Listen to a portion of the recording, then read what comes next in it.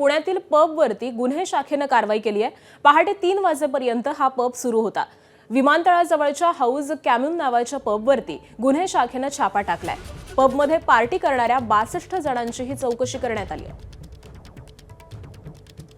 पहाटे 3 वाजेपर्यंत हा पब सुरू होता। विमानतळाजवळचा हा सगळा प्रकार आहे आणि याच पबवरती गुन्हे शाखेनं कारवाई केलेली आहे। यात सगळ्या संदर्भामध्ये अपडेट देत आहेत आमचे प्रतिनिधी मिकी घई आपल्या सोबत आहेत।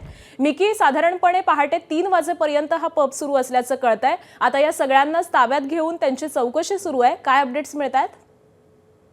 अगदी जर आपण बघितलं तर पुण्यातील हा पब आहे विमानतळच्या जवळ। सातत्याने लोक त्या ठिकाणाहून तक्रार करत होते, कारण तिथे लाऊड म्युझिक देखील सुरू होतं आणि त्यामुळे गुन्हे शाखेच्या टीमने त्या ठिकाणी छापे टाकलं। जर आपण बघितलं तर पुण्यातले जे हॉटेल्स आहेत, पब्स आहेत, हे रात्री 1:30 पर्यंत यांना वेळ देण्यात आलेली आहे। 1:30 वाजता हे पब्स बंद होणं अपेक्षित आहेत।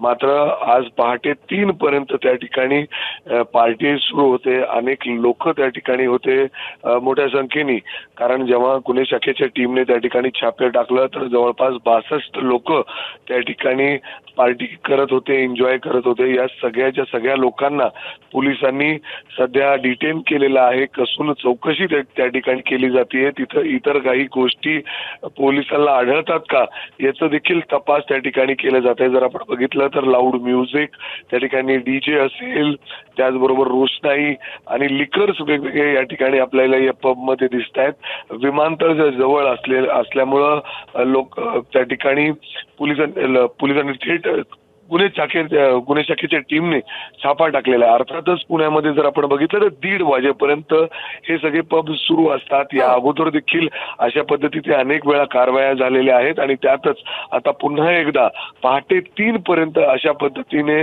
म्हणजे अर्थातच सगळे जे नियम आहेत ते धाब्यावर बसून अशा पद्धतीने पब मालकांकडून हे सुरू होते आणि त्यामुळे गुन्हे शाखेकडून अशी ही कारवाई करण्यात आली आहे। धन्यवाद मिकी या सगळ्या सविस्तर माहितीसाठी। एबीपी माझा, उघडा डोळे बघा नीट।